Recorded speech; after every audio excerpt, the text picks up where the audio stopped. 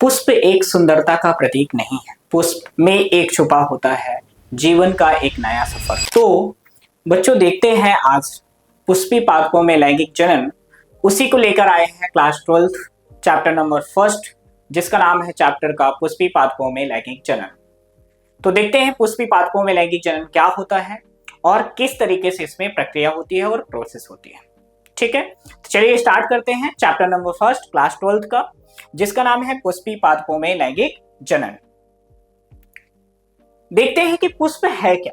सबसे पहले हम पुष्प देखते हैं कि पुष्प के बारे में, हम फ्लावर के बारे में क्या बातें करते हैं। तो यहाँ पर पुष्प एक क्या होता है, आवृत बीजी होता है, जिसको हम बोलते हैं एंजियोस्पर्म। ठीक है, पुष्प एक क्या है, एंजियोस्पर्म है। पेन चेंज कर ले। पुष्प क्या है बेटा, एक एंजियोस्पर्म है। ठीक है, और पादपों का एक क्या होता है, मुख्य लक्षण होता है। मतलब कहने का कि आप देखेंगे कि जो पादपों का वर्गीकरण होता है, classification of plant, classification of plant में यदि हम देखते हैं क्लास 11th में, तो वहां पर आता है 4 क्लास होते हैं, ब्रायोफाइटा, टेरिडोफाइटा, जिम्नोस्पर्म, एंजियोस्पर्म। तो यहाँ पर जो एंजियोस्पर्म होता है वो क्या होता है, फ्लावरिंग प्लांट होता है। क्या होता है, फ्लावरिंग प्लांट। और ये जो फ्लावरिंग प्लांट होता है तो किसका फॉर्मेशन करता है, फ्लावर का। तो यहाँ पर एंजियोस्पर्म जो होता है कैसा होता है, फ्लावरिंग प्लांट होता है। मतलब इसका मुख्य लक्षण क्या है, पुष्प का फॉर्मेशन। ठीक है, और क्या होता है, यह विभिन्न रूपों में, आकार में, सुगंध में, मधुर रस, रंगों को बनाए होते हैं। मतलब इसमें क्या होता है, अलग अलग क्या होते हैं, रंग होते हैं, अलग अलग कलर होते हैं, अलग अलग इसमें खुशबू होती है जिसको हम सुगंध बोलते हैं। ठीक है, ये चीजें क्या होते हैं, ये लक्षण किस में पाया जाता है, फूलों में पाया जाता है। ठीक है, और कहाँ यूज किया जाता है इनको, हम धार्मिक, सामाजिक, सांस्कृतिक, आभूषण के फॉर्म में, सौंदर्यात्मक तथा सजावट के रूप में हम क्या करते हैं, यूज करते हैं। आप देखे होंगे फ्लावर को जो है हम कई ओकेजन्स में क्या कर सकते हैं, यूज करते हैं। ठीक है, वेरियस टाइप के ओकेजन्स जो होते हैं, हर देखते हैं कोई भी उल्लास का टाइम होता है, त्योहार होता है, सभी में हम किसको यूज करते हैं, फ्लावर का यूज करते हैं। ठीक है, ये मानव द्वारा खुशी, प्यार, जीत, उत्साह, उल्लास, शोक आदि की भावनाओं को क्या करता है, व्यक्त करने में का प्रतीक होता है। आप देखते हो कि इन कार्यक्रमों में, इन प्रोग्रामों में क्या होता है, मानव फूल को यूज करता है, प्रयोग करता है। ठीक है, तो देखते हैं आगे। इसके बाद ये हम देखते हैं कि जो फूल होता है ये क्या होता है, रूपांतरित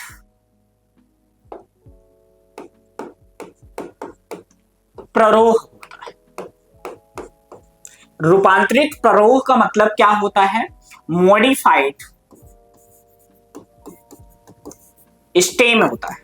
क्या होता है, मॉडिफाइड स्टेम होता है। रूपांतरित प्ररोह होता है, मॉडिफाइड क्या होता है, स्टेम होता है। आगे देखते हैं कि आपने देखा कि चैप्टर का नाम ही है पुष्पी पादपों में लैंगिक जनन।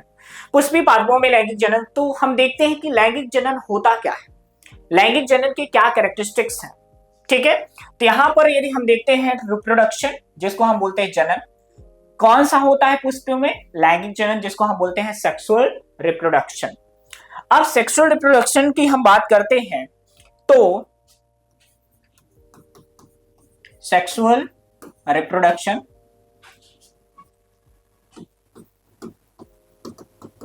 ठीक है, क्या देख रहे हैं, सेक्सुअल रिप्रोडक्शन, लैंगिक जनन। अब इस लैंगिक जनन में यदि हम देख रहे हैं तो लैंगिक जनन किस तरीके से होता है, देखते हैं। अब यहां पर लैंगिक जनन, अब लैंगिक जनन का कुछ बेसिक कैरेक्टरिस्टिक्स होते हैं, फीचर्स होते हैं। पहला तो ये क्या होता है, द्विजनकी होता है। द्वि क्या होता है, जनकी होता है।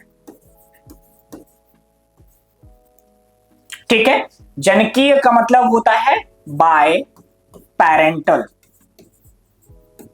क्या होता है, बाय पेरेंटल होता है। मतलब इसमें क्या होता है, 2 पेरेंट्स होते हैं। फिर इसमें क्या होता है, गैमेट फॉर्मेशन अकर्स, मतलब इसमें क्या होता है, युग्मक का निर्माण होता है। युग्मक का निर्माण पाया जाता है। यदि आप देखेंगे तो इसमें क्या होता है बेटा, युग्मक का निर्माण होता है, मतलब इसमें गैमेट फॉर्मेशन होता है। यदि आप बात करेंगे किसकी, लैंगिक जनन की, तो लैंगिक जनन में क्या क्या हो रहा है आप देख रहे हैं कि इसमें क्या होता है, बाई पेरेंटल होता है, मतलब दो जनक होते हैं। फिर इसमें गैमेट का फॉर्मेशन हो रहा है, युग्मक का निर्माण हो रहा है। यहाँ पर जो युग्मक होते हैं दो तरह से बनते हैं, एक बनता है नर युग्मक और एक बनता है मादा युग्मक। ठीक है, एक बनता है नर युग्मक और एक बनता है मादा युग्मक। नर युग्मक जो होता है उसे हम बोलेंगे मेल गैमेट, मेल गैमेट बोलते हैं, और मादा युग्मक को हम बोलते हैं फीमेल गैमेट बोलते हैं। ठीक है, तो गैमेट कितने टाइप के हो गए, दो टाइप के, मेल में मेल गैमेट, फीमेल में फीमेल गैमेट। ठीक है, उसके बाद यदि गैमेट बन रहा है तो आगे की प्रोसेस होगी, मतलब क्या होगा, आगे की प्रोसेस क्या है, यहां पर आप देखेंगे तो आगे की प्रोसेस होती है फर्टिलाइजेशन।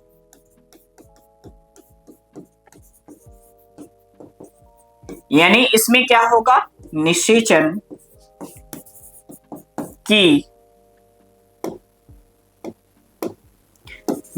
की क्रिया उपस्थित होती है, मतलब इसमें क्या होगा, फर्टिलाइजेशन होगा। क्या होगा बेटा, फर्टिलाइजेशन होगा। ध्यान समझना, यहां पर लैंगिक करेक्ट यानी लैंगिक जनन के क्या है, बेसिक कैरेक्टरिस्टिक्स है।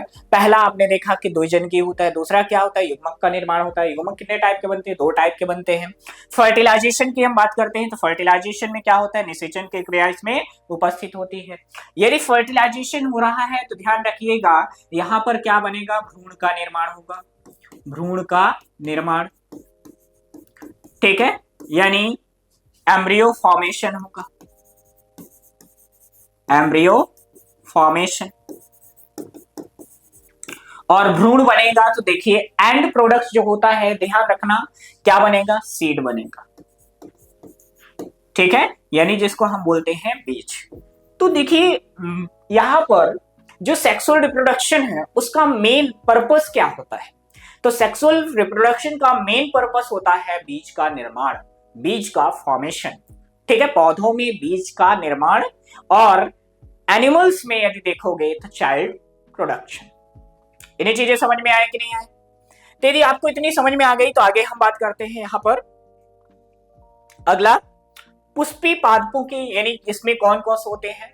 तो आप देखोगे कि इसके फ्लावर का डायग्राम यदि आप देखें तो कुछ ऐसा आपको दिखाई देगा। ठीक है, यहां पर एक पुष्प का डायग्राम हम देख रहे हैं, यहां पर आप देखेंगे इस तरीके से भाग होगा जिसको हम बाह्य दल बोलेंगे। ओके, यहां पर क्या होगा,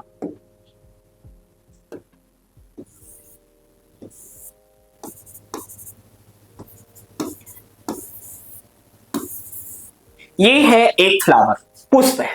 ठीक है, यहां पर आप देखेंगे तो ये क्या होता है, पुष्पासन होता है। क्या होता है, पुष्पासन, जिसको हम बोलते हैं थैलेमस। इसको हम क्या बोलते हैं, बाह्य दल बोलते हैं।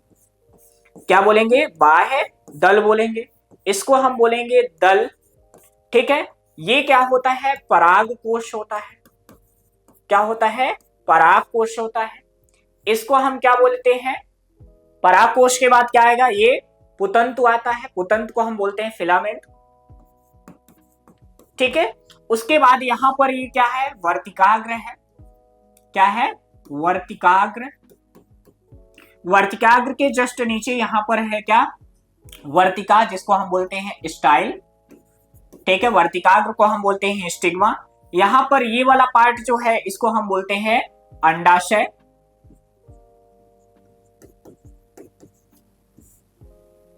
ठीक है, और यहां पर ये क्या है, इसको हम बोलते हैं बीजांड। क्या बोलते हैं, बीजांड। ठीक है, तो ये क्या है, फ्लावर। तो फ्लावर के यदि हम भाग देखते हैं, सहायक अंग कौन कौन से हैं, मतलब सपोर्टिंग ऑर्गन्स कौन कौन से हैं फ्लावर में, तो दो पार्ट होते हैं, एक होता है बाह्य दल और दूसरा क्या है, दल। अब बाह्य दल और दल में यदि आप देखेंगे तो दोनों अलग अलग चीजें हैं। ठीक है, बाह्य दल जो होता है कैसा होता है बेटा, हरा होता है। कैसा होता है, हरा होता है। अब हरा है तो ये कैसा होता है, फोटोसिंथेटिक होगा। कैसा होता है, फोटोसिंथेटिक, क्योंकि यदि ग्रीन है तो इसमें क्या प्रेजेंट होगा, क्लोरोफिल प्रेजेंट होगा। यदि क्लोरोफिल प्रेजेंट है तो इसमें क्या होगा, फोटोसिंथेसिस होगा, प्रकाश संश्लेषण होगा। प्रकाश संश्लेषण यदि हो रहा है तो समझिए यहां पर फूड का फॉर्मेशन हो रहा है। ठीक है, उसके बाद दल का काम क्या होता है, ये आप देखते हो रंगीन होता है। कैसा होता है, रंगीन होता है। अब ये रंगीन है तो आपको पता है क्या काम करता है, ये आकर्षण का काम करता है। आप देखते हो कोई भी व्यक्ति हो गया, देखते हो कलरफुल फ्लावर देखते हैं, बोलते हैं बहुत अच्छा लग रहा है। बहुत अच्छा लगने का काम कौन कर रहा है, पंखुड़ी कर रहे हैं, जिसको हम बोलते हैं पेटल्स बोलते हैं। ठीक है, पंखुड़ियां जो होती है फूलों की बहुत ही कलरफुल होती हैं, अलग अलग प्रकार की होती हैं और खुशबूदार होती है, जिसमें सुगंध होता है, जो कि अपने खुशबू से आपको क्या करती हैं, अट्रैक्ट करती हैं। ठीक है, अब ये क्यों करती हैं, क्योंकि आप पढ़ रहे हो क्या, लैंगिक जनन। तो लैंगिक जनन के लिए सबसे ज्यादा इंपॉर्टेंट है पराग कणों का एक जगह से दूसरी जगह में स्थानांतरण। तो पराग कणों को स्थानांतरण करने के लिए हमें किसी न किसी माध्यम की आवश्यकता होगी। तो उसी माध्यम को फाइंड आउट करने के लिए क्या किया जाता है, यहाँ पर इनमें एक लक्षण डेवलप किया जाता है, यानी कैरेक्टर डेवलप किया जाता है। अब ये जो है कौन, बाह्य दल और दल, ये दोनों क्या होते हैं, सहायक, मतलब सपोर्टिंग ऑर्गन होते हैं, मतलब फ्लावर को क्या कर रहे हैं, सपोर्ट कर रहे हैं। अगला क्या है, लैंगिक अंग, जिसको हम बोलते हैं रिप्रोडक्टिव ऑर्गन। अब रिप्रोडक्टिव ऑर्गन दो है इसमें, एक आप देख रहे हैं पुमंग और दूसरा आप देख रहे हैं जायांग। यहां पर क्या है, दो है, पुमंग एंड जायांग। यहां पर यदि आप देख रहे हैं पुमंग और जायांग का, तो यहां पर पुमंग क्या होता है, पूरा पुमंग का काम क्या होता है, तो पुमंग होता है नर जननांग।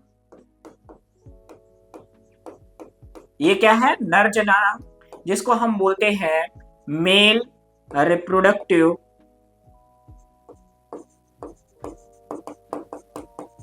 ऑर्गन। ठीक है, क्या बोलते हैं, मेल रिप्रोडक्टिव ऑर्गन। उसके बाद ये क्या होता है, मादा जननांग, जिसको हम बोलते हैं फीमेल रिप्रोडक्टिव ऑर्गन। इतनी चीजें समझ में आए कि नहीं आए। तो यहां पर फ्लावर के कितने पार्ट हो गए, चार भाग हो गए, कौन कौन से, बाह्य दल, दल, पुमंग, जायांग, सेपल्स, पेटल्स। ध्यान रखना, बाह्य दल को हम सेपल्स बोलते हैं, दल को हम पेटल्स बोलते हैं, पुमंग को जो है हम बोलते हैं स्टैमेन, क्या बोलते हैं, स्टैमेन, और जायांग को बोलते हैं पिस्टिल। ठीक है, इन्हें समझ में आया कि नहीं आया। तो ये किसके भाग है बेटा, फ्लावर के। आगे बात करते हैं हम, यहां पर आपको दिख रहा है ये आपकी बुक का डायग्राम है, जिसका नाम है एनसीईआरटी। आपने देखा होगा एनसीईआरटी में इस तरीके से डायग्राम आपको बना हुआ मिलेगा। यहां पर आप देखेंगे तो ये क्या है, बाह्य दल है, बाह्य दल है। ठीक है, ये क्या है, पुतंतु है, जिसको हम क्या बोलते हैं, फिलामेंट बोलते हैं। ठीक है, यहां पर क्या है, पंखुड़ी है, क्या है, पंखुड़ी, जिसको आप क्या बोलते हो, पेटल्स। ये क्या है, सेपल्स। ठीक है, इसके बाद ये क्या है, पराग कोश है, क्या है, पराग कोश है बेटा। समझ में आया कि नहीं आया। उसके बाद यहां पर ये क्या है, वर्तिकाग्र है। ठीक है, क्या है, वर्तिकाग्र है। इतनी चीजें समझ में आई कि नहीं आए। यहां पर क्या है, ये वर्तिका है, जिसको हम क्या बोलते हैं, इसको बोलते हैं स्टिग्मा, इसको बोलते हैं स्टाइल। ठीक है, यहां पर ये आपको देख रही है अंडाशय, जिसको हम बोलते हैं ओवरी। समझ में आया कि नहीं आया। तो ये है एनसीईआरटी का फ्लावर, यानी एनसीईआरटी का डायग्राम, जिसमें आपको ये डायग्राम दिखाई देगा। ध्यान रखना, पेपर में भी आता है, 2 नंबर का, 4 नंबर का, 3 नंबर का। देखो क्या होता है कि ये डिपेंड करता है कि पेपर कैसा बना। जब आसान बनता है तो यही क्वेश्चन 3 नंबर में आ जाता है, जब थोड़ा सा और आसान बना तो 2 नंबर में भी आता है, ठीक है, और 4 नंबर में भी आता है, कभी कभार आता है, हमेशा नहीं आता है, ठीक है। अब आगे हम देखते हैं कि प्रोसेस आगे की क्या है।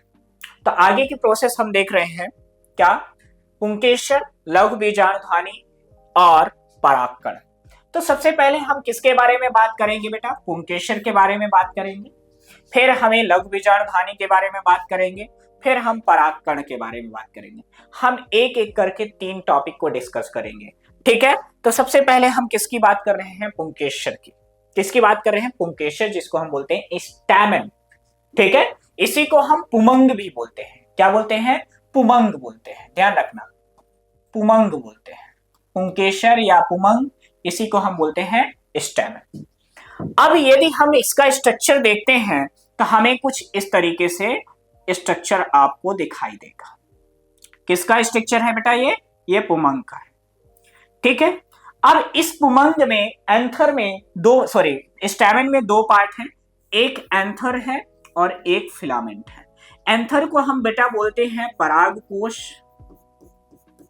क्या बोलते हैं, परागकोश बोलते हैं, और इसको हम क्या बोलते हैं, पुतंतु बोलते हैं। क्या बोलते हैं, पुतंतु, ठीक है।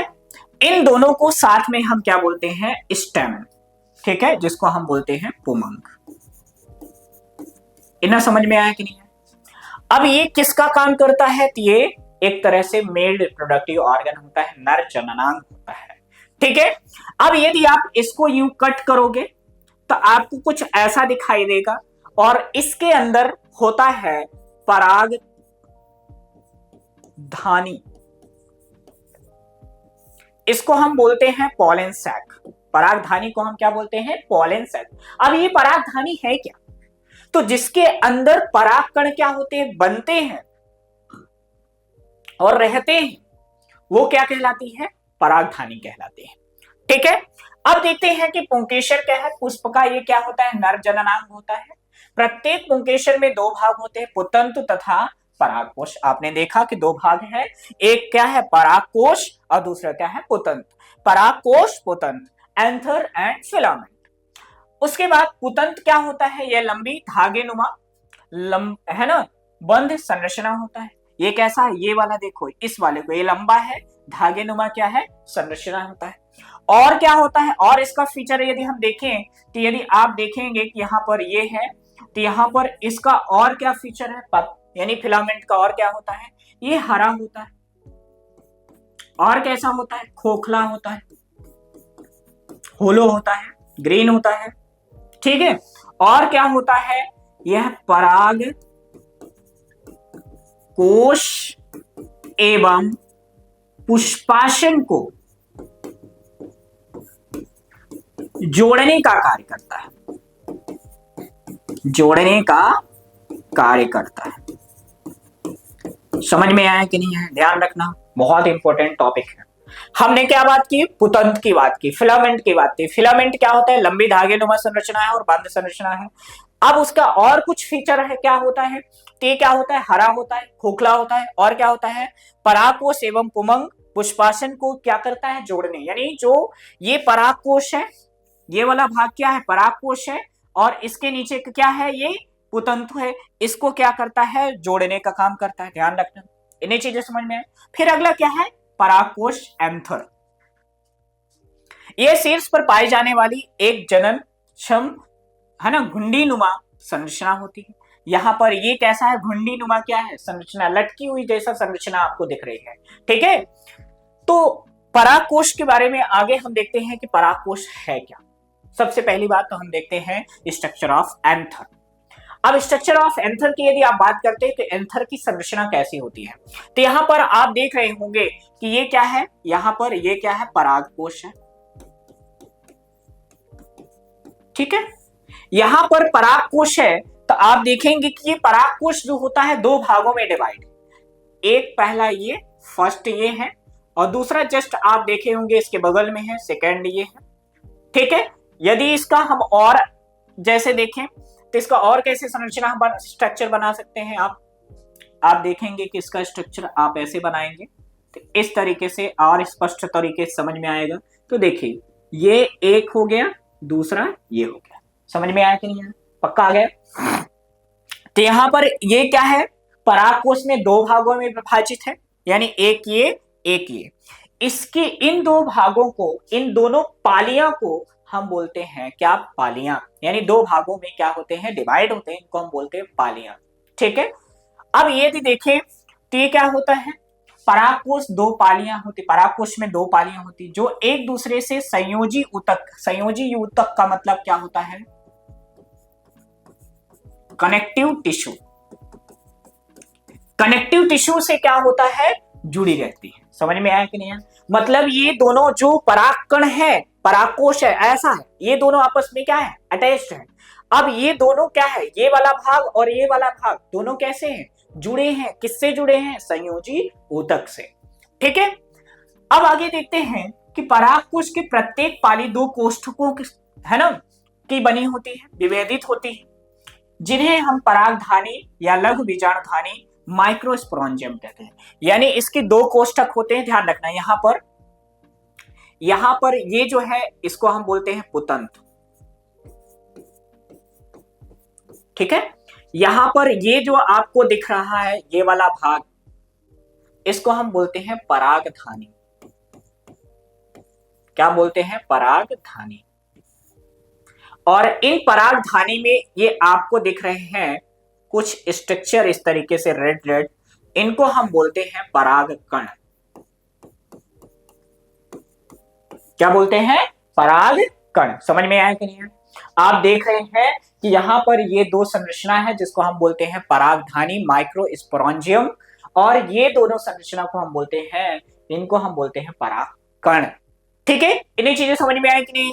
तो वही चीज है यहां पर कि परागकोश की प्रत्येक पाली दो कोष्ठकों में विभेदित होती है, जिसे हम क्या बोलते हैं, परागधानी कहते हैं, या इसी को हम बोलते हैं लघु बीजाणुधानी माइक्रोस्पोरेंजियम। ठीक है।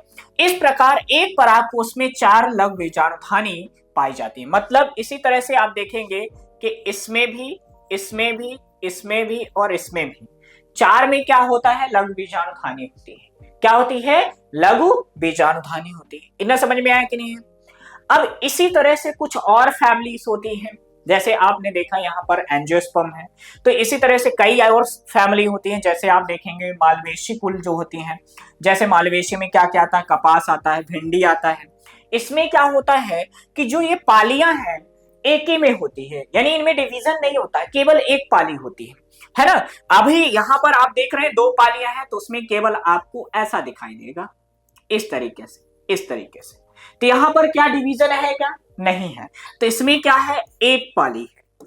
क्या है, एक पाली है, मतलब एक लोब है। ठीक है। और यहां पर दो लोब है। क्या है, दो लोब है, दो पालियां हैं। पालियों को इंग्लिश में लोब बोलते हैं। तो समझ में आया कि नहीं आया? ठीक है। आगे बात करते हैं। परागकोश को एक बहुकोष्ठकी, है ना, क्या कहते हैं, बहुकोष्ठकी कहते हैं। यानी जो परागकोश होता है उसमें बहुत सारे छोटे छोटे से कंपार्टमेंट होते हैं। उन कंपार्टमेंट को हम क्या बोलते हैं, कोष्ठक कहते हैं। क्या बोलते हैं, कोष्ठक कहते हैं।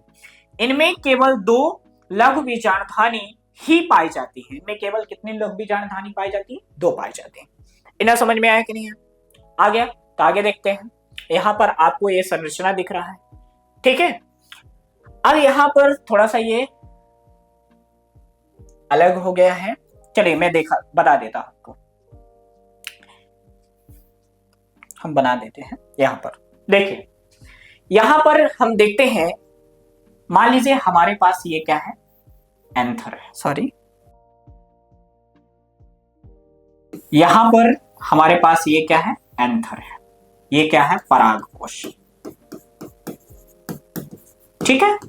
और ये क्या है, पुतंत्र। इस परागकोश को हम क्या करते हैं, देखें तो इसमें एक और दो, इसमें क्या है, दो लोब है, दो पाली है। क्या है, दो पाली है। कितनी पाली है, दो पालियां हैं, पहली और दूसरी। ठीक है। अब मान लीजिए हमने इस परागकोश को हमने क्या किया, कट किया। क्या किया, कट किया।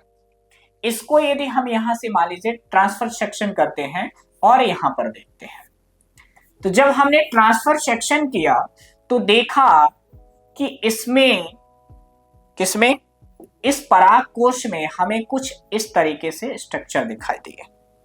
ध्यान रखना, यहां पर हमें कुछ इस तरीके से स्ट्रक्चर दिखाई दे। तो आप देख रहे हैं कि एक पाली यहां से यदि डिवाइड करोगे तो ये पहली पाली हो गई, ये दूसरी पाली हो गई।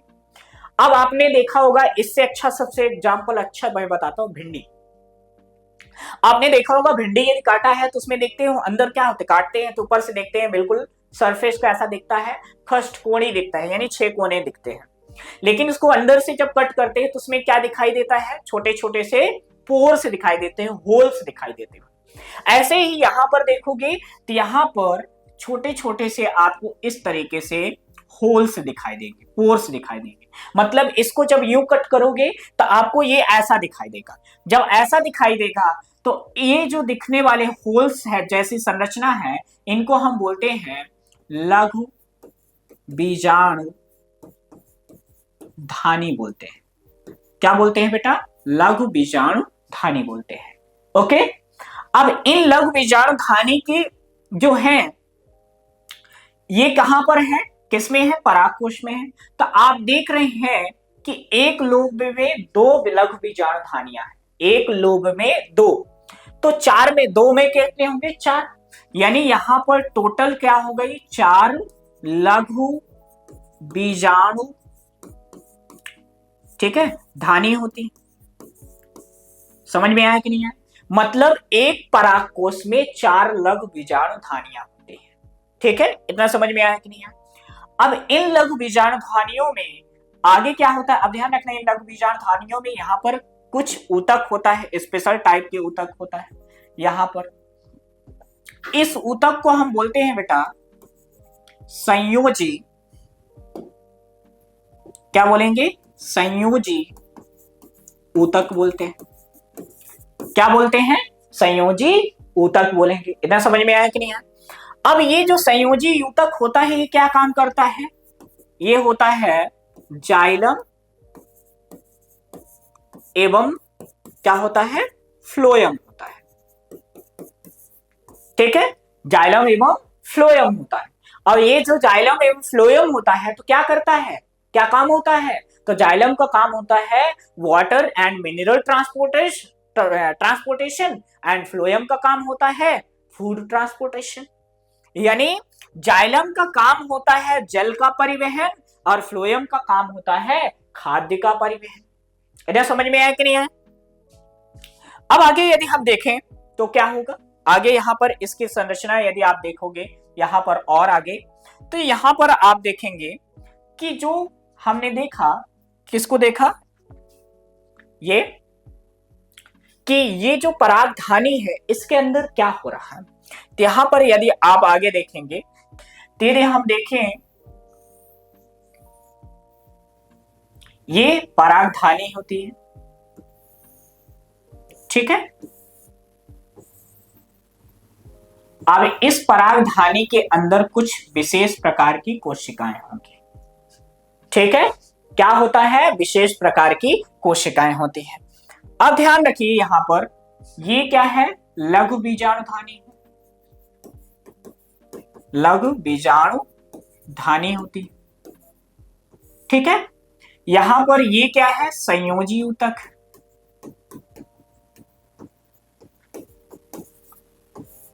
ठीक है। अब ध्यान रखिएगा कि इस लघु बीजाणु धानी के अंदर कुछ विशेष प्रकार की कोशिकाएं होती हैं, स्पेशल टाइप की सेल होते हैं। इन लघु बीजाणु धानी के अंदर कुछ विशेष प्रकार की कोशिकाएं होती हैं, इनको हम बोलते हैं लघु बीजाणु मात्र कोशिका, लघु बीजाणु मात्र कोशिका। इसी को हम बोलते हैं माइक्रोस्पोर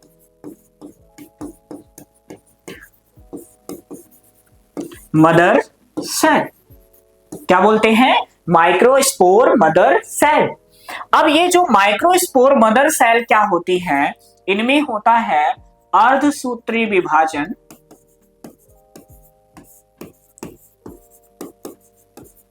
और ये बनाती है लघु बीजाणु, यानी जिसको हम बोलते हैं माइक्रो स्पोर। ठीक है, अब ये जो लघु बीजाणु होता है इसे हम बोलते हैं पोलेन ग्रेन, यानी पराग कण। इन्हें समझ में आया कि नहीं आया? तो यहां पर आप देख रहे हैं कि जो लघु बीजाणु धानी है इसके अंदर क्या हो रहा है, लघु बीजाणु धानी के अंदर होती है लघु बीजाणु मात्र कोशिकाएं। ये लघु बीजाणु मात्र कोशिकाएं अर्धसूत्री विभाजन द्वारा किसका निर्माण करती है, लघु बीजाणु का, माइक्रोस्पोर का। इन्हें समझ में आया कि नहीं आया? अब यदि आप देखोगे कि लघु बीजाणु धानी की जो भित्ति है वो कैसी होती है, तो ध्यान रखना यहाँ पर यदि आप देखेंगे कि ये क्या है, लघु बीजाणु है। इसको यदि हम कट करते हैं तो इसकी वॉल हमें कुछ अलग तरीके से दिखाई देगी। ठीक है, किससे कैसे दिखाई देगी, अलग तरीके से कैसे दिखाई देगी, देखिए यहां पर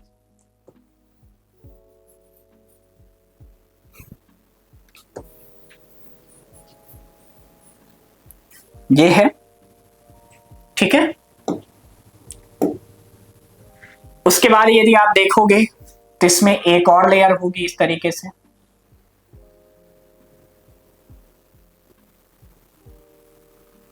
ठीक है, और इसके बाद एक लेयर और होगी।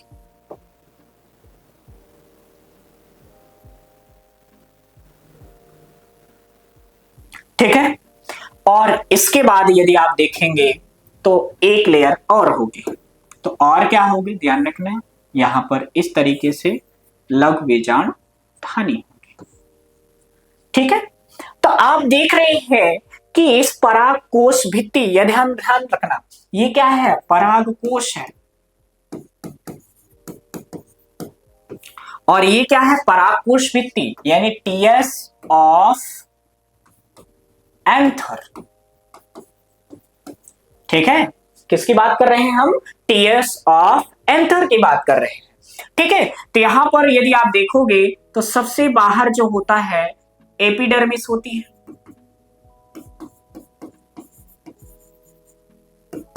यानी बाह्य त्वचा। ठीक है, फिर उसके बाद होती है एंडोथीशियम,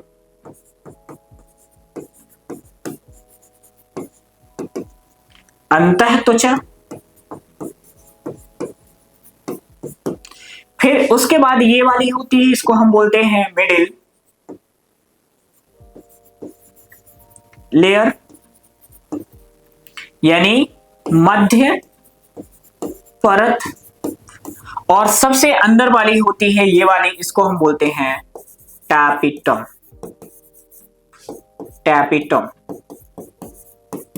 ठीक है, तो आप देख रहे हैं कि एंथर वॉल में कितने परत हैं, 4 परत हैं, यानी फर्स्ट एपिडर्मिस, दूसरी एंडोथीसियम, तीसरी जो है मिडिल लेयर, और चौथी जो होता है उसका नाम क्या है, टैपिटम।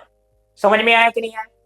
तो यहां पर आप देखेंगे कि एंथर को 4 वॉल क्या कर रही हैं, प्रोटेक्ट कर रही हैं। क्या कर रही हैं, प्रोटेक्ट कर रहे हैं। अब आप देखेंगे कि इस टैपिटम के अंदर कुछ स्पेशल टाइप की, यानी कुछ विशेष प्रकार की कोशिकाएं होती हैं। ठीक है, और इन विशेष प्रकार की कोशिकाओं को ही हम क्या बोलते हैं, ध्यान रखना, टैपिटम के अंदर ये क्या है, ध्यान रखना, क्या, माइक्रो स्पोरेंजियम है, जिसको हम बोलते हैं लघु बीजाणुधानी। और इस लघु बीजाणुधानी के अंदर क्या होते हैं, कुछ स्पेशल टाइप की सेल हैं, जिनको हम क्या बोलते हैं, माइक्रो स्पोरोजेनस टिश्यू।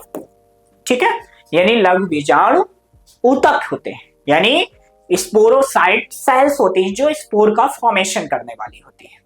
तो इतनी चीजें ये बिल्कुल क्लियर हुआ। तो यदि क्लियर हो गया तो हम आगे देखते हैं।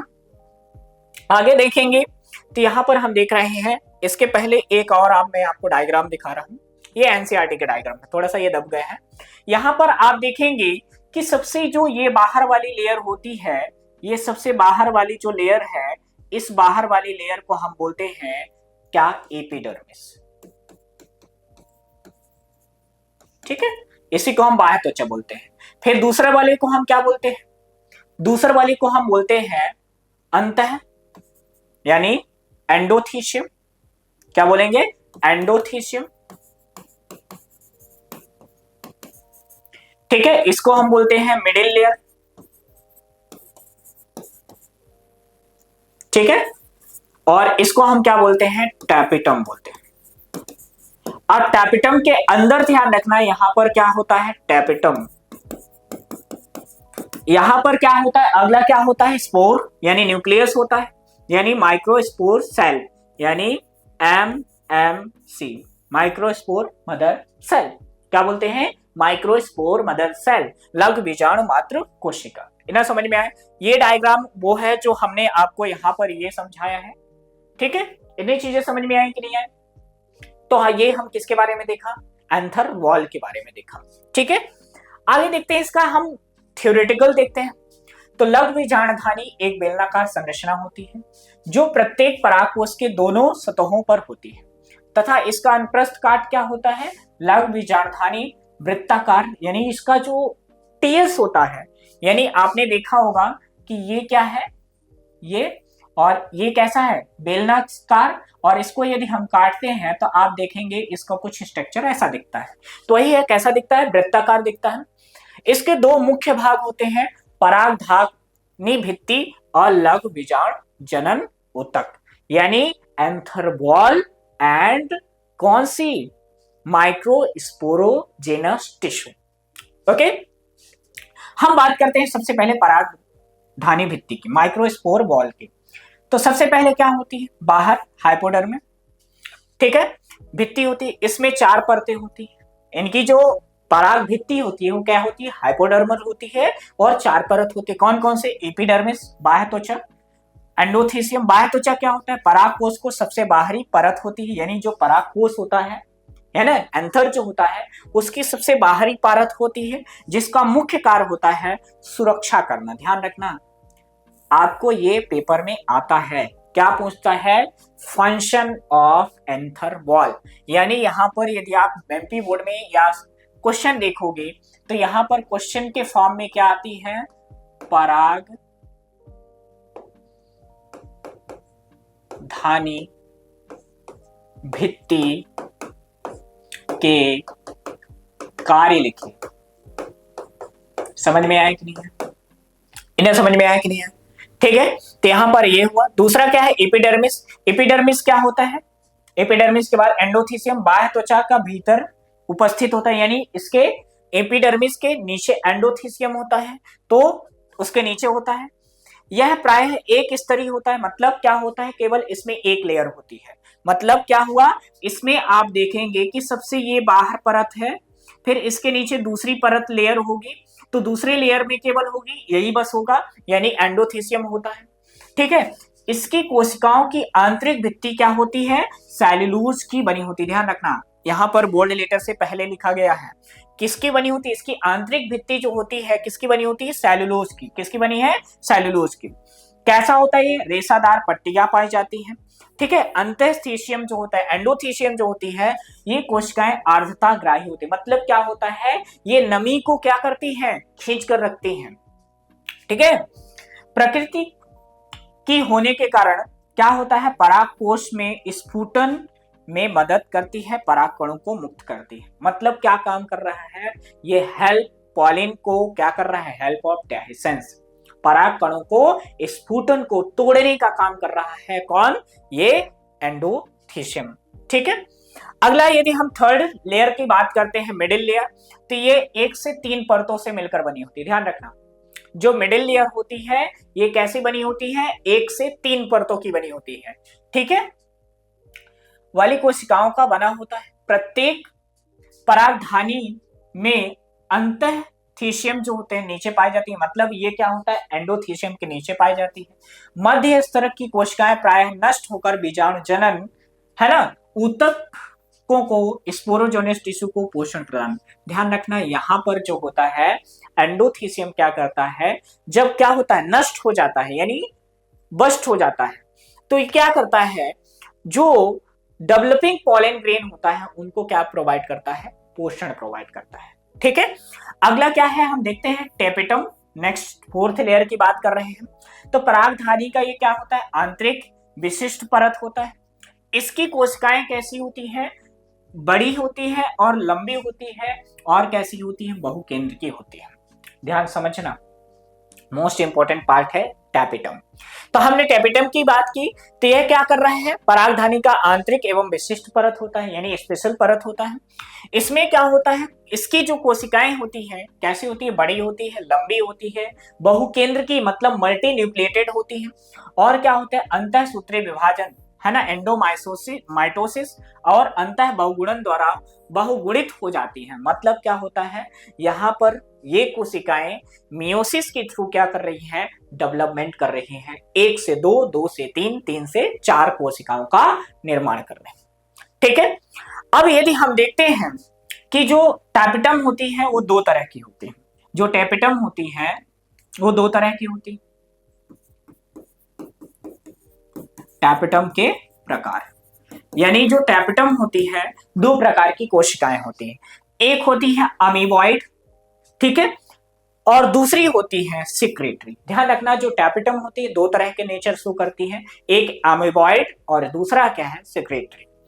अमीबॉइड क्या होती है, ये कोशिकाएं बड़ी होकर एक दूसरे से जुड़कर क्या बनाती हैं, प्लाज्मोडियम, ठीक है, का निर्माण करती हैं, और ये कोशिकाएं अमीबा की तरह चलकर बीजाणु मात्र कोशिकाओं के बीच जाकर उन्हें पोषण या अन्य पदार्थ प्रदान करती हैं। मतलब क्या होता है कि जो अमीबॉइड कोशिकाएं होती हैं, ये जैसे आपने देखा हो अमीबा, अमीबा क्या होता है, एक कोशिकीय जीव होता है। ये एक कोशिकीय होने के कारण इनमें क्या होता है, प्रचलन होता है।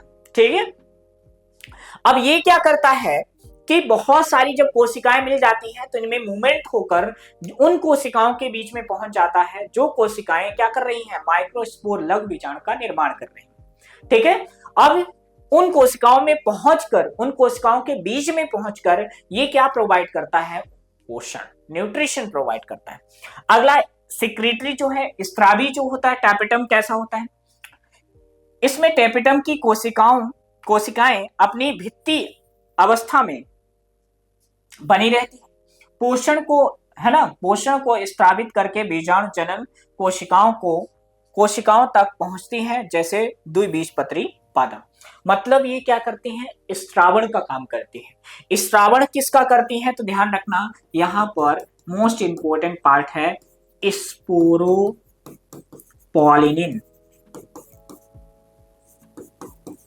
किसका स्त्रावण करती है, स्पोरोपोलिनिन का स्त्रावण करती है। समझ में आया कि नहीं आया? तो ये कोशिकाएं किसका स्त्रावण कर रही हैं, स्पोरोपोलिनिन का। कौन स्त्रावण कर रहा है, टैपिटम। इन्हीं चीजें समझ में आई कि नहीं है? तो अगला हम देखते हैं टैपिटम के कार्य। ध्यान रखना, ये वेरी आईएमपी क्वेश्चन है, इसमें स्टार लगा लो। क्यों? क्योंकि आता है 2 नंबर में या 3 नंबर में या ऑब्जेक्टिव में आता है कि टैपिटम के कार्य लिखिए। तो देखते हैं टैपिटम क्या काम कर रहा है। तो ये बीजाणु जनन कोशिकाओं को पोषण प्रदान करता है। पहला तो इसका काम है न्यूट्रिशन प्रोवाइड करना, फर्स्ट इन ऑल, सबसे पहला काम क्या है, न्यूट्रिशन प्रोवाइड करना। दूसरा, लघु बीजाणुओं को कैलोज, ठीक है, के बंधन से मुक्त करने के लिए कैलोज विकर, है ना, प्रदान करता है। जो लघु बीजाणु होते हैं जब उनका फॉर्मेशन होता है, निर्माण होता है, तो उसके सराउंडिंग में क्या होता है, कैलोज होता है। ठीक है, कैलोज के थ्रू सभी जो लघु बीजाणु होते हैं वो क्या होते हैं, आपस में जुड़े होते हैं। ठीक है, तो उससे क्या करते हैं, ये मुक्त करते हैं।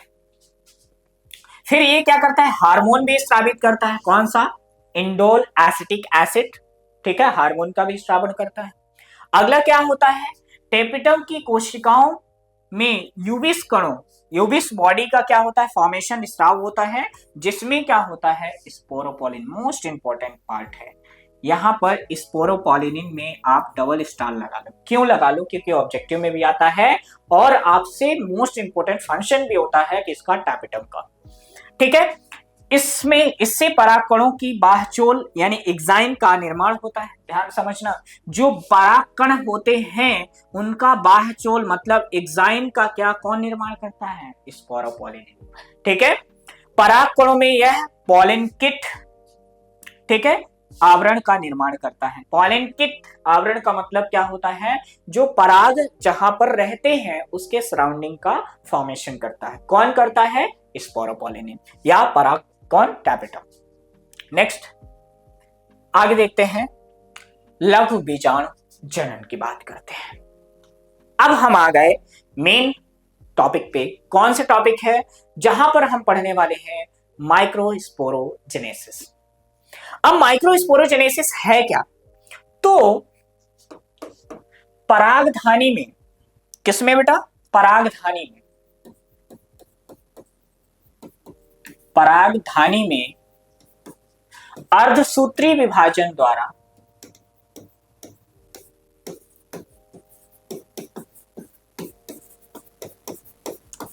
पराग कणों का निर्माण। ठीक है, तो कैसे होता है जरा हम देखते हैं कि ये माइक्रोस्पोरोजेनेसिस होता कैसे है। ठीक है, तो माइक्रोस्पोरोजेनेसिस समझने के लिए सबसे पहले हम देखते हैं, तो आप देखेंगे कि ये क्या है? एंथर है। एंथर को यदि हम कट करते हैं तो हमें एंथर क्या दिखता है? इस तरीके से कुछ दिखाई देने लगता है। और आपको पता है कि इसमें क्या होता है? माइक्रोस्पोर है ना, मदर सेल, यानी जिसको हम बोलते हैं माइक्रोस्पोरेंजियम, माइक्रोस्पोरेंजियम, लघु बीजाणु धानी, लघु बीजाणु धानी। ठीक है, अब यहाँ की कोशिका, यहाँ पर कुछ स्पेशल टाइप की सेल होती है। मान लीजिए हमने इसको निकाल लिया, इसको हम बोलते हैं एमएमसी या पीएमसी। ठीक है, एमएमसी या पीएमसी हम किसे बोलेंगे? माइक्रोस्पोर मदर सेल या पॉलिन मदर सेल। ठीक है, अब क्या होता है इन पॉलिन मदर कोशिकाओं में? क्या होता है? क्या होता है? मियोसिस होता है। क्या होता है? मियोसिस। मियोसिस को हम बोलते हैं अर्धसूत्री विभाजन। तो जब मियोसिस होता है तो ये पॉलिन कोशिकाएं जो होती हैं, यहाँ पर पॉलिन मदर सेल जो होती है, इसके अंदर विभाजन होता है और यहाँ पर दो कोशिकाओं का निर्माण हो जाता है। ठीक है, अब यहाँ पर क्या हो गया? दो कोशिकाओं का निर्माण हो गया। इसको हम बोलेंगे माइक्रोस्पोर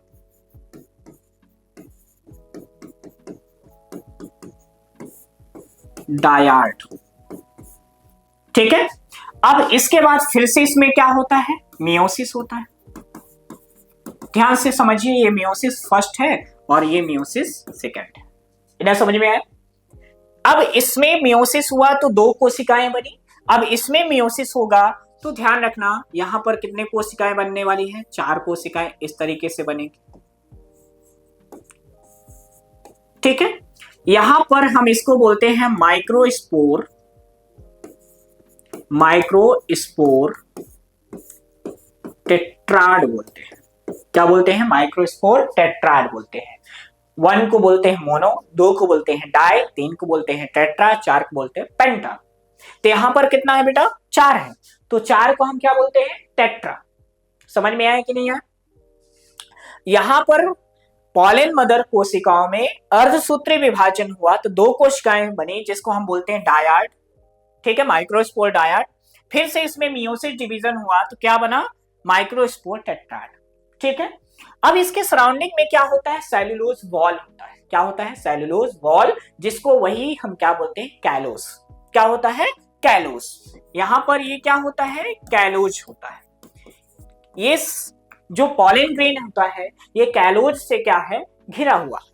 ठीक है, अब ये जो कैलोज जब हटेगा तो यहां पर जो है ये 4 जो है माइक्रोस्पोर, जिसको हम बोलते हैं लघु बीजाणु, क्या होते हैं? मुक्त होते हैं। इसको हम क्या बोलते हैं बेटा? लघु बीजाणु। ठीक है, ये 4 लघु बीजाणु क्या हो गए बेटा? मुक्त हो गए। लघु बीजाणु को हम क्या बोल देंगे? आगे जब ये डेवलप हो जाएगा, मैच्योर हो जाएगा, तो हम इसको बोलते हैं पॉलिन ग्रेन, परागकण। ठीक है, इतनी चीजें समझ में आई कि नहीं आई?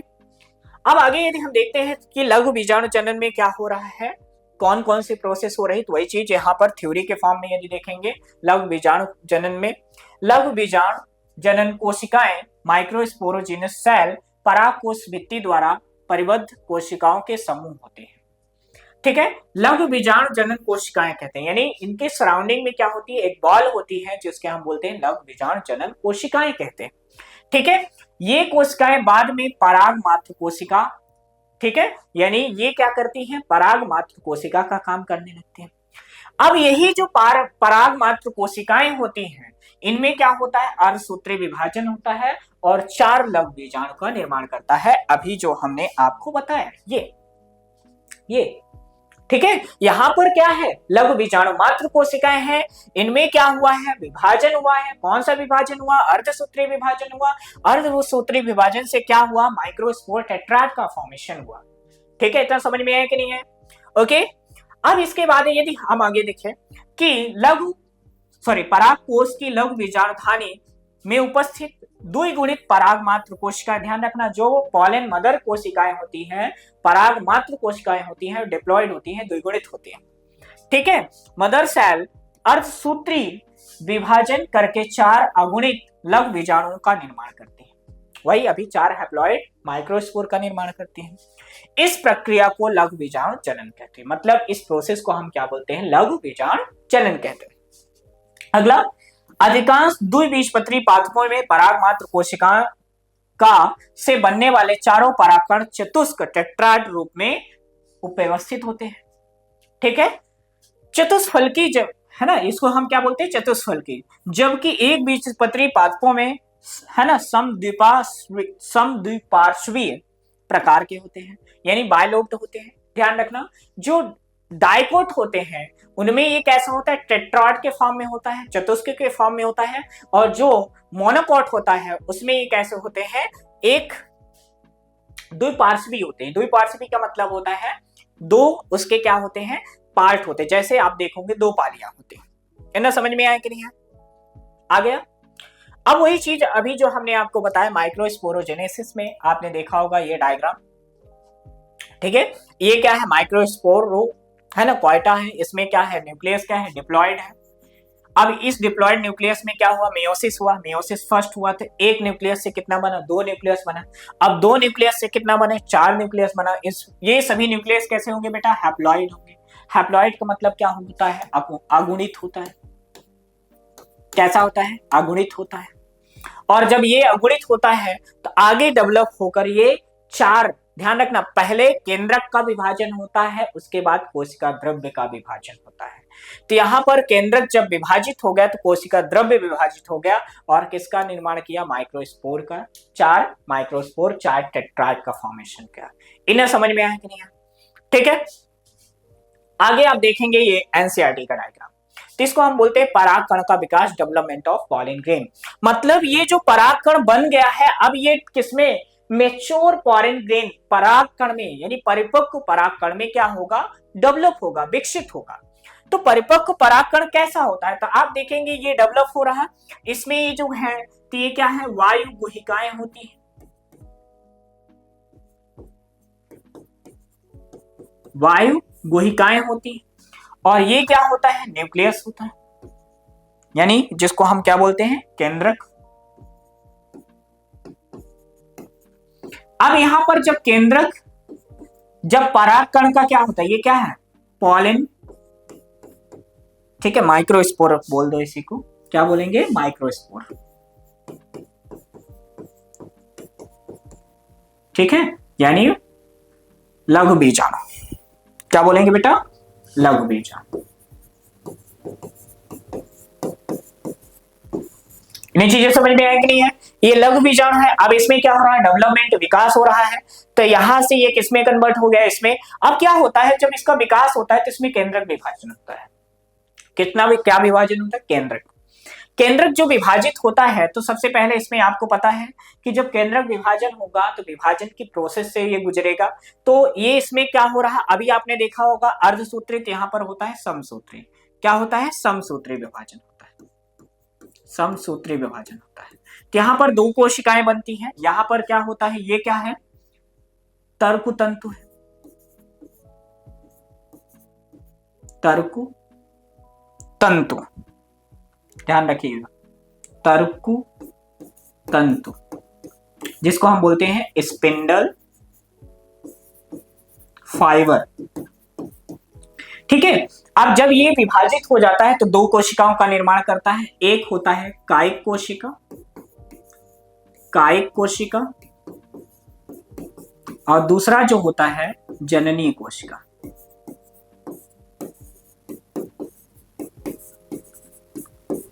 समझ में आया कि नहीं है? यहां पर परागकण विकसित होकर क्या करता है, दो कोशिकाएं बनाता है, एक कायिक कोशिका और एक जननी कोशिका। अब ये जब और डेवलप होगा, मैच्योर हो जाएगा, तो यहां पर इस तरीके से स्ट्रक्चर का फॉर्मेशन करेगा।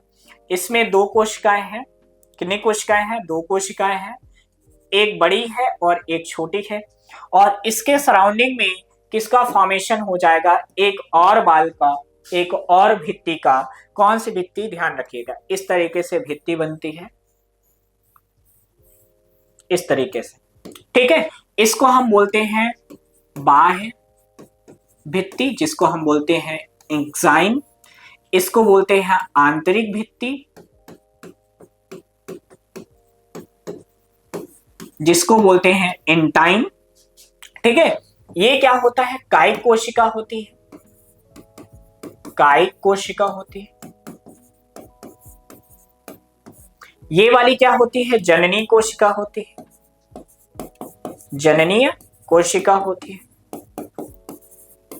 और ये क्या होता है, अंकुरण छिद्र होता है, माइक्रोपोर, अंकुरण छिद्र। समझ में आया कि नहीं है? तो आपने देखा यहां पर कि ये क्या है, डेवलप्ड क्या है, परागकण है। अब ये जो डेवलप विकसित परागकण होता है, तो इसमें क्या होता है, सबसे बाहर ये क्या है, बाह्य भित्ति है, फिर क्या है, आंतरिक भित्ति है, फिर ये बड़ी कोशिकाएं होती है, जिसमें ये क्या करता है, खाद्य पदार्थ को संग्रहित करके रखता है। किसको संग्रहित करके रखता है बेटा? खाद्य पदार्थ को। तो ये जो खाद्य पदार्थ को संग्रहित करने का काम कौन कर रहा है, कायिक कोशिका कर रही है।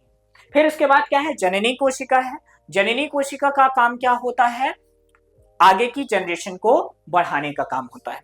यहां पर अंकुरण होता है, जिसको हम माइक्रोपॉइल कहते हैं या माइक्रोपोर कहते हैं। ठीक है। अब इसकी संरचना देखते हैं।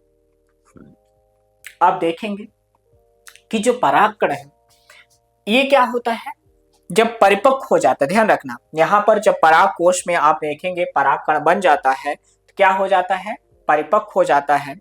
और परिपक्व होने के बाद ये स्फुटन होता है। ये तो आपने देखा क्या, पराग कोश का डेवलपमेंट, यानी परागकणों का डेवलपमेंट आपने देखा। अब यहाँ पर इसके बाद यदि आप देखोगे कि जब यहाँ पर ये क्या है, पराग कोश है, यहाँ पर पराग धानियां है, कितनी है, 4। इसके अंदर किसका निर्माण हो जाएगा बेटा, परागकणों का। जब परागकणों का निर्माण हो जाता है, तो अब क्या इसी के अंदर रह आएंगे क्या, नहीं रहेंगे, उसके बाहर आएंगे। और जब बाहर आते हैं तो क्या होता है, स्फुटन होता है ना। तो इसको हम बोलते हैं पराग कोश स्फुटन। क्या बोलेंगे, पराग कोश स्फुटन। समझ में आया कि नहीं है, पक्का आ गया? तो यहां पर वही चीज हम अगला देख रहे हैं, परागकोश स्फुटन। यहां पर ये जो आपको दिखाई दे रहे हैं, ये क्या है, परागकण। तो अगला हमारा जो टॉपिक है वो क्या है, परागकोश स्फुटन, यानी परागकण का फटना, परागकोश का फटना। जब परागकोश फट जाएगा तो क्या होगा, बाहर आएंगे परागकण, और जब बाहर आएंगे तो उनका एक स्थान से दूसरे स्थान तक स्थानांतरण होगा। ठीक है। तो यहाँ पर परागकोश स्फुटन की यदि हम बात कर रहे हैं, तो जब ये परिपक्व हो जाता है तो परागकोश भित्ति फटने के कारण परागकण जो होते हैं स्फुटन हो जाता है। यानी परागकोश का परिपक्व होने के बाद फटने की जो क्रिया है उसको हम बोलते हैं परागकोश स्फुटन। ठीक है। कोशिकाओं द्वारा संपन्न होता है, यानी ध्यान रखना यह क्रिया ओस्ट का मतलब जो होता है इसके अंदर की जो कोशिकाएं, मतलब ध्यान रखना, जो ओस्ट कोशिकाएं मतलब जो होती है बाहर वाली जो पराग भित्ति की बाहर की कोशिकाएं होती हैं, जिसको हम बोलते हैं एपिडर्मिस, एंडोथेशियम, तो इनकी कोशिकाओं द्वारा होता है। किसके, यानी ध्यान रखना यहाँ पर दो कोशिकाएं होती हैं, एपिडर्मिस और एंडोथेशियम। इन दो कोशिकाओं द्वारा होता है। ठीक है, परागकोश के परिपक्व होने पर मध्य स्तर टैपेटम स्तर हासिल हो जाता है, मतलब जब ये मैच्योर हो जाता है टैपेटम क्या होता है, नष्ट हो जाता है। ठीक है, केवल अधिचर्म यानी एपिडर्मिस और एंडोथेशियम रह जाती, यानी जो बाह्य परत होती है और उसके नीचे एंडोथेशियम जो होती है वो रह जाती है। दोनों तरफ से दो परागपुटों के मध्य जो कपाट होता है, कपाट का मतलब आप देखोगे ये यहां पर आप देखेंगे कि यहां पर पहले दो इस तरीके से परागधानी थी, यहां पर ये क्या होता है, यहां का क्या होता है, ये जो कपाट होता है वो क्या हो जाता है, नष्ट हो जाता है। ठीक है, इस प्रकार एक ओर के परागपुट दूसरे के क्या होता है, संपर्क में आ जाता है। परिपक्व होने पर अंतःस्थेशियम, ध्यान रखना, एंडोथेशियम जिसको हम बोलते हैं क्या हो जाता है, नष्ट हो जाता है, जिसके फलस्वरूप इन कोशिकाओं की भित्तियों के भीतर की, ठीक है, और सिकुड़ना यानी उनका क्या होने लगता है, संकुचन होने लगता है, से स्टोमियम या ओष्ठ कोशिकाओं पर दाब पड़ता है, यानी ये जो कोशिकाएं हैं इनमें क्या होने लगता है, दाब पड़ता है और ये क्या होती हैं, फट जाती हैं। फट जाती हैं तो यहाँ पर ये देख रहे हैं कि ये क्या हो रहा है, परागकण बाहर आ रहा है। इसे ही हम क्या बोलते हैं, परागकण स्फुटन, यानी ये क्या है, परागकण है। तो जब बाहर आएंगे तो उसको हम बोलेंगे परागकण स्फुटन। इतनी चीजें समझ में आए कि नहीं, यानी परागकोश की जब भित्ति जो होती है, परागकोश परिपक्व हो जाता है तो उसके अंदर की जो टैपेटम होती है, मिडिल लेयर जो होती है वो डिस्ट्रॉय हो जाती है। उसके बाद बचा कौन, बाह्य भित्ति और अंतः भित्ति, यानी एंडोथेशियम और एपिडर्मिस। अब ये दोनों क्या करती हैं, जब परिपक्व हो जाती है तो इनमें खिंचाव उत्पन्न हो जाता है, यानी एक खिंचने लगती है। जब खिंचने लगती हैं तो इसकी बाहर की लेयर क्या हो जाती है, फट जाती है। जब फट जाती है तो परागकण क्या हो जाते हैं, बाहर आ जाते हैं। तो इसे हम बोलते हैं परागकण स्फुटन। इन्हें चीजें समझ में आई, बहुत सिंपल सी लैंग्वेज में। आगे बात करते हैं लघु बीजांडधार यानी परागकण की संरचना। यहाँ पर परागकण की सबसे बाहरी संरचना को हम एक्साइन बोलते हैं, जिसको हम बोलते हैं बाह्य भित्ति, बाह्य भित्ति।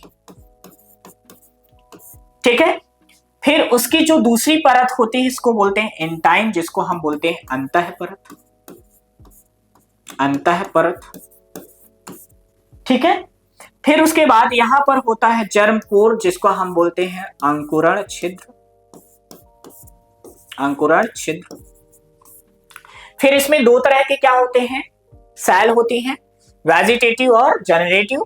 तो जो वेजिटेटिव होते हैं इसको हम बोलते हैं कायिक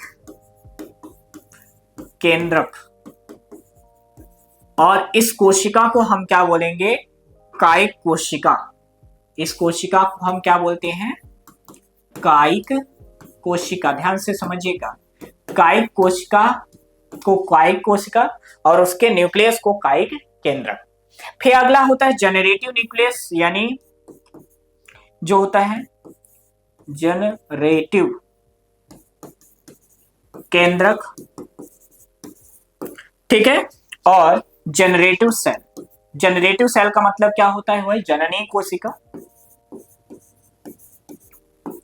जननीय कोशिका। इन्हें समझ में आया कि नहीं आया? तो ये किसकी संरचना हो गई, पराग कण की संरचना हो गई, यानी लघु बीजाणु की। ठीक है, अब इसकी हम देखते हैं संरचना के बारे में बात करते हैं कि इसका संरचना होता कैसा है।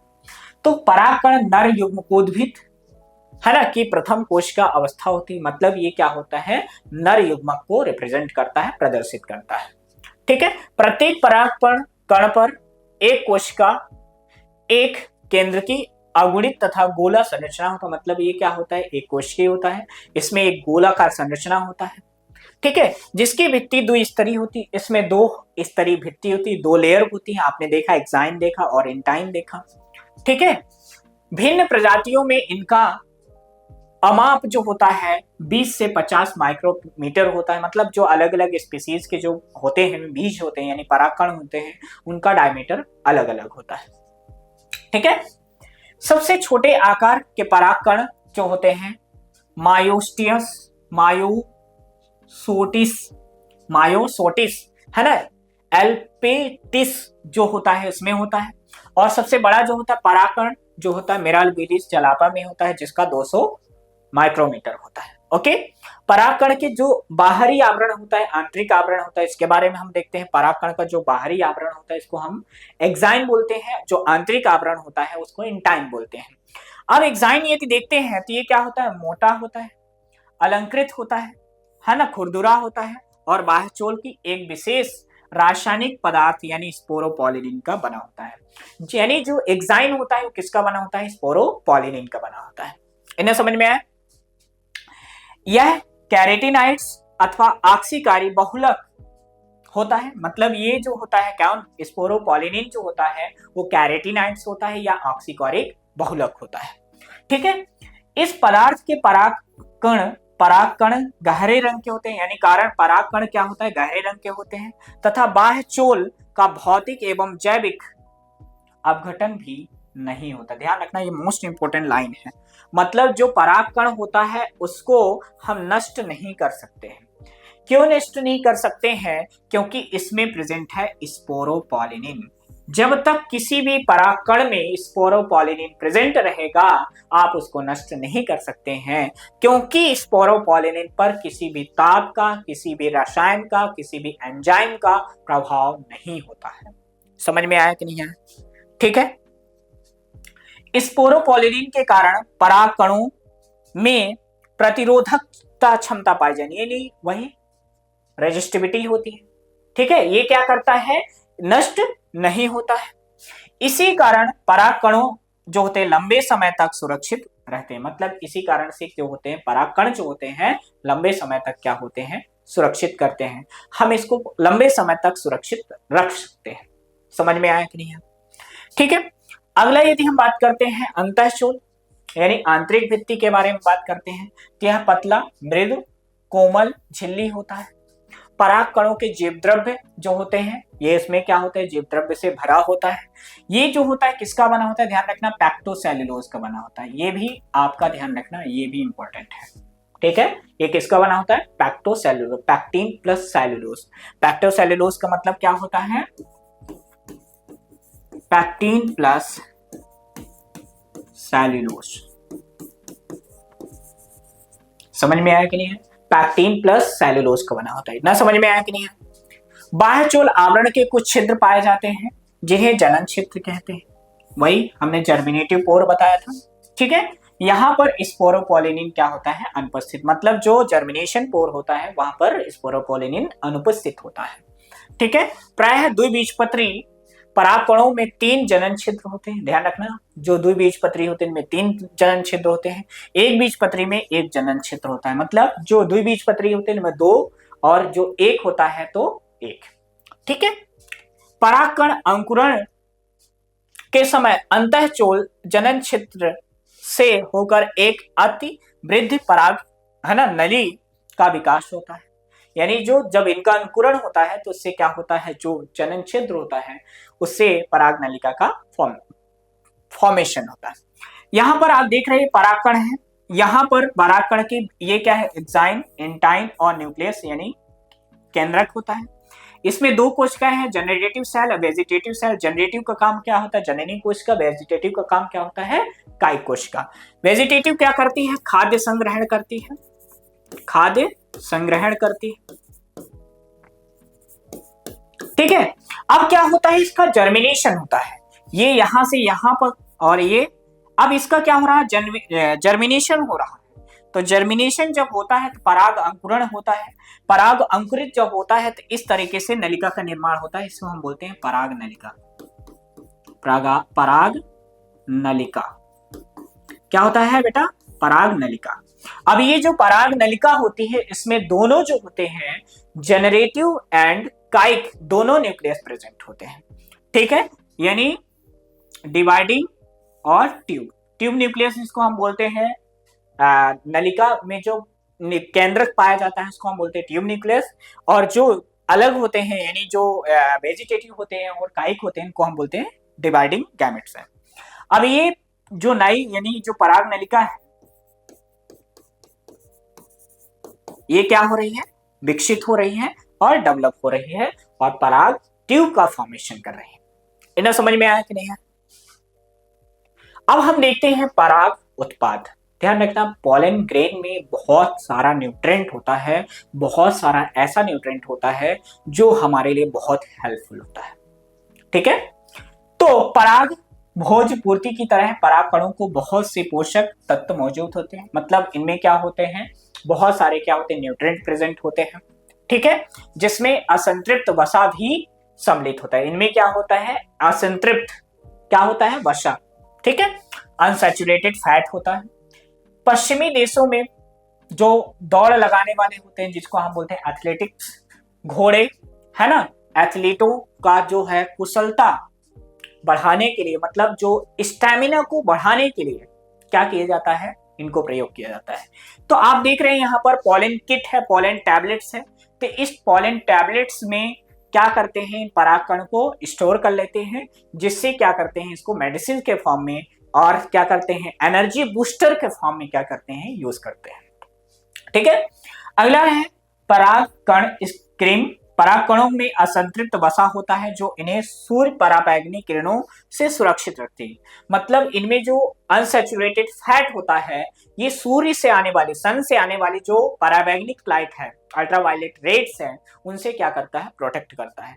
जिससे इसमें क्या करता है, अलग अलग तरह के प्रोडक्ट बनाए जाते हैं। जैसे असंतृप्त वसा होता है, जिसमें इससे क्या बनाया जाता है, क्रीम बनाई जाती है, इमल्शन बनाए जाते हैं, कॉस्मेटिक आदि क्या करते हैं, त्वचा के लिए बनाए जाते हैं। ठीक है, और ये क्या करता है, मुलायम रखता है, सुरक्षित रखने हेतु प्रयोग किए जाते हैं। यानी ये त्वचा को मुलायम और सुरक्षित रखने के लिए जो क्रीम आती है, कॉस्मेटिक आती हैं, इनका बनाने में प्रयोग होता है। इन्हें चीजें समझ में आई कि नहीं? पक्का। अब इनको हम जीवन काल तक, इनका वायबिलिटी क्या होती है, जीवन काल क्या होता है। तो पराग कणों का जो जीवन काल होता है वो हम क्या कर सकते हैं, इनको लंबे समय तक स्टोर कर सकते हैं। तो पराग कणों का जीवन काल वह समय काल जिसमें पराग कण कार्यरत रहता है, उसे हम क्या कहते हैं, पराग कण जीवन काल कहा जाता है। वह समय जितने समय तक पराग कण क्या हो, जीवित रहे, यानी क्या रहे, लिविंग स्टेज में रहे, उसे हम बोलते हैं पराग कण का जीवन काल। ठीक है, यह तापमान, आर्द्रता, आनुवांशिक क्षमता पर निर्भर करता है। मतलब ये कब तक लिविंग फॉर्म में रहेंगे, ये टेम्परेचर पर निर्भर करता है, आर्द्रता पर निर्भर करता है और आनुवांशिक क्षमता पर। इसमें इसकी जेनेटिक जो प्रोबेबिलिटी है, कितना स्ट्रांग है, उस पर निर्भर करता है। ठीक है, अनाजों में पराग कणों का जीवन काल केवल 30 मिनट होता है। कई सारे अनाज जो होते हैं 30 मिनट में ही क्या हो जाते हैं, नष्ट हो जाते हैं। ठीक है, गेहूं चावल, परंतु जो गेहूं चावल में होता है, ये किसमें होता है, गेहूं चावल में, कि गेहूं और चावल में जो पराग कण होते हैं उनका जीवन काल 30 मिनट होता है। परंतु रोजेसी जिसमें गुलाब आता है, लेगुमिनेसी जिसमें मटर आता है, सोलेनेसी जो होते हैं, तो इनमें क्या होता है, महीनों तक होता है। इनका जो जीवन काल होता है, महीनों तक इनको पराग कण को क्या कर सकते हैं, रख सकते हैं। ठीक है, अगला ए मोस्ट इंपोर्टेंट, स्टार पहले से लगा हुआ है। स्टार लगा है मतलब इंपॉर्टेंट, बहुत इंपॉर्टेंट है। क्यों इंपॉर्टेंट है, अभी समझ में आने वाला है। देखिए इसमें क्या है, पराग कणों का क्रायो संरक्षण किया जाता है। क्रायो संरक्षण का मतलब होता है कि इसको हम पॉलन बैंक के फॉर्म में, जैसे आप बैंक में पैसा जमा करते हैं, वैसे ही है पराग बैंक। पराग बैंक में भी हम क्या करते हैं, पराग कणों को स्टोर करने का काम करते हैं। बैंक में पैसे स्टोर करने का काम कर रहे हैं, तो पराग बैंक में पराग कणों को स्टोर करने का काम करते हैं। ठीक है, तो इसको हम स्टोर कैसे करते हैं, तो इसको हम रखते हैं द्रवित नाइट्रोजन में, जो कि -196 टेम्परेचर। ध्यान रखना, आपसे क्वेश्चन पूछा जाता है कि पराग कणों को किसमें संरक्षित किया जाता है, तो द्रवित नाइट्रोजन में। कितने टेम्परेचर में किया जाता है, तो -196 टेम्परेचर में संरक्षित किया जाता है। ठीक है, इन संरक्षित पराग कणों को पराग बैंक, पॉलन बैंक कहा जाता है। इन भंडारित पराग कणों का उपयोग कहाँ किया जाता है, फसल प्रजनन में किया जाता है। यानी जो क्रॉप फर्टिलाइजेशन होता है उसमें हम क्या कर सकते हैं, इनको यूज करते हैं, यूटिलाइज करते हैं। तो ये क्या है, परागकण का जीवन काल वायबिलिटी। ठीक है, इन्हें समझ में आया कि नहीं? पक्का सभी को समझ में आ गया? तो आपने देखा कि हमने क्या पढ़ा है आज। तो आपने देखा कि हमने सबसे पहले फ्लावर पढ़ा, फ्लावर के बाद जो है, फ्लावर के बाद हमने देखा कि फ्लावर की जो एनाटॉमी, फिजिकल मॉर्फोलॉजिकल स्ट्रक्चर है उसके बारे में देखा। आपने देखा कि पुष्प में जो है 4 भाग होते हैं, है ना? कौन कौन से? बाहर के 2 भाग जिसको हम बोलते हैं सहायक अंग, और 2 जनन अंग होते हैं, पुमंग और जायंग। ठीक है, पुमंग में आपने देखा कि क्या हो रहा है, गैमेट का फॉर्मेशन हो रहा है, युग्मक का निर्माण हो रहा है। पुमंग की जो होता है 2 भागों से मिलकर बना होता है ना? कौन कौन से? परागकोश और फिलामेंट। इन चीजों से सभी से क्या कर रहा है, मिलकर बन रहा है। परागकोश में आप देख रहे हैं परागकणों का निर्माण कर रहे हैं। ठीक है, ये चीजें जो होती हैं, तो इस तरीके से आपने पूरा देखा कि परागकण जो होते हैं तो उनका संरचना क्या होता है, उसका स्ट्रक्चर क्या होता है, इन सारे बातों के बारे में हमने डिस्कस किया। तो बच्चों आपने देखा कि फूल में प्रकृति का बहुत ही खूबसूरत जीवन चक्र छुपा होता है। तो इसी तरह से और डीपली पढ़ने के लिए और जानने के लिए हमारे से जुड़े रहिए, और पढ़ाई करने के लिए और अच्छे से पढ़ने के लिए आज ही फ्यूके एजुकेशन को डाउनलोड करें और अपनी पढ़ाई कंटिन्यू करें। तो मिलते हैं नेक्स्ट वीडियो में नए पार्ट के साथ, तब तक के लिए धन्यवाद, थैंक यू।